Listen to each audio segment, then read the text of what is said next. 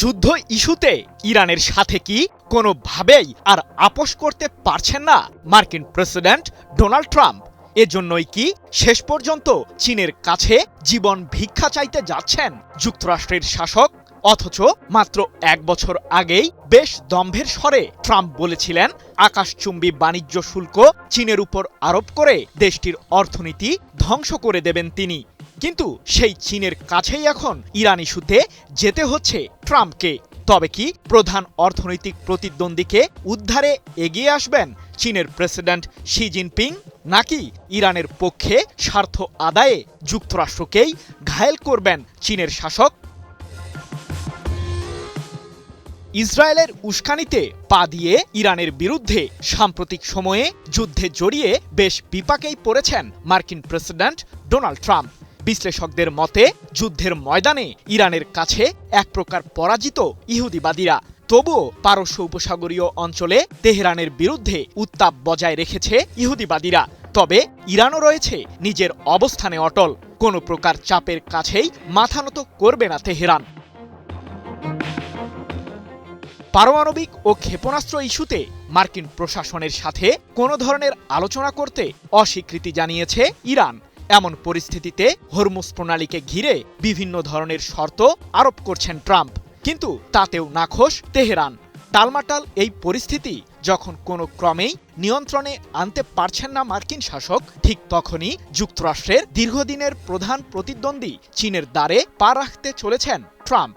12 মে এক প্রতিবেদনে বিষয়টি নিশ্চিত করেছে ব্রিটিশ বার্তা সংস্থা রয়টার্স। কিন্তু হঠাৎ করেই চীনকে মধ্যস্থতাকারী হিসেবে কেন বেছে নিলেন মার্কিন প্রেসিডেন্ট ট্রাম্প? মধ্যপ্রাচ্যে থাকা মার্কিনীদের সামরিক স্থাপনাগুলোতে সাম্প্রতিক যুদ্ধে নির্ভুল হামলা চালাতে ইরান ব্যবহার করেছে চীনের দেওয়া স্যাটেলাইট প্রযুক্তি, এমন অভিযোগ বহুবার এনেছে যুক্তরাষ্ট্রের গোয়েন্দা সংস্থাগুলো। এমনকি চীনের কাছ থেকে পাওয়া মিসাইল তৈরির প্রয়োজনীয় উপকরণ ব্যবহার করে ইরান তৈরি করছে অত্যাধুনিক ক্ষেপণাস্ত্র, এ দাবিও করেছে পশ্চিমারা। কিন্তু ইরান ইস্যুতে চীনকে কেন্দ্র করে এত অভিযোগের পরও শি জিনপিংয়ের সাথে সাক্ষাৎ করতে যাওয়া ট্রাম্পের সিদ্ধান্তকে ঘিরে ব্যাপক আলোচনা সমালোচনা চলছে মার্কিনীদের মাঝে। কারণটা বেশ পরিষ্কার, এই ট্রাম্পই গত বছরে যুক্তরাষ্ট্রের প্রেসিডেন্ট হিসেবে দায়িত্ব নেবার পর চীনের বিরুদ্ধে কয়েক গুণ বেশি বাণিজ্যিক শুল্ক আরোপ করেছিলেন, যার মাধ্যমে চীনের অর্থনীতিকে পঙ্গু করে দেওয়ার ষড়যন্ত্র করেছিলেন মার্কিন প্রেসিডেন্ট। চীনের রাজধানী বেইজিংয়ে 14 থেকে 15 মে অনুষ্ঠিত হতে যাওয়া ট্রাম্প বনাম শি জিনপিংয়ের বৈঠককে ঘিরে বিশ্লেষক মহলে চলছে বিভিন্ন যুক্তিতর্ক। ইরান ও চীন ইস্যুতে নিজের কৌশলের কাছেই পরাজিত ট্রাম্প এমন মন্তব্য করে চীনের বিশেষ প্রশাসনিক অঞ্চল হংকং বিশ্ববিদ্যালয়ের অধ্যাপক আলেহান্দ্রো রেইস বলেছেন, পররাষ্ট্রনীতিতে এখন জয়ের খোঁজে হন্যে হয়ে বেড়াচ্ছেন ট্রাম্প। তাই চীনকে এখন প্রয়োজন তার, যার মাধ্যমে ট্রাম্প বোঝাবেন যে বিশ্বে স্থিতিশীলতা নিশ্চিত করতে চান তিনি। প্রশ্ন হলো, চীন কি মানবে যুক্তরাষ্ট্রের দেওয়া প্রস্তাব? গত বছরের অক্টোবরে দক্ষিণ কোরিয়ায় সংক্ষিপ্ত এক বৈঠকে শেষবার মুখোমুখি হয়েছিলেন ট্রাম্প ও শি জিনপিং। সেই বৈঠকে চীন থেকে যুক্তরাষ্ট্রে আগত পণ্যের উপর 3 অঙ্কের শুল্ক স্থগিতের সিদ্ধান্ত নিয়েছিলেন মার্কিন প্রেসিডেন্ট। বিনিময়ে দুর্লভ খনিজ পদার্থের বৈশ্বিক সরবরাহ বন্ধ করার সিদ্ধান্ত থেকে সরে এসেছিলেন চীনের প্রেসিডেন্ট শি জিনপিং।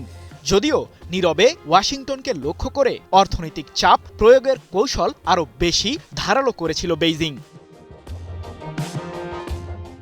বার্তা সংস্থা রয়টার্সের এক সমীক্ষায় দেখা গেছে যে ইরান যুদ্ধের ফলে গত মাসে যুক্তরাষ্ট্রে ট্রাম্পের প্রতি 60% মার্কিনীর সমর্থন কমে গেছে, যা মার্কিন শাসককে আসন্ন মধ্যবর্তী নির্বাচনে চাপে ফেলবে বলে ধারণা বিশ্লেষকদের। তাই তো ট্রাম্প এখন চাচ্ছেন ওয়াশিংটনের সকল শর্ত মেনে নিয়ে চলমান সংকট থেকে সরে দাঁড়াক ইরান। এক্ষেত্রে চীনের মধ্যস্থতাকে গুরুত্ব দিচ্ছেন মার্কিন শাসক।